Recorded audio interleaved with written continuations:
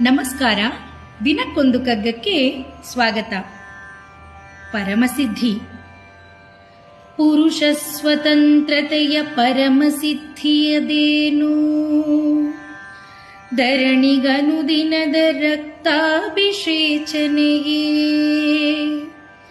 ಕರವಾಲವನು Pushpa ಸರವೆಂದು ಸೆಳೆದಾಡೆ, ಪರಿಮಳವ ಸೂಸುವುದೇ Mankutimma.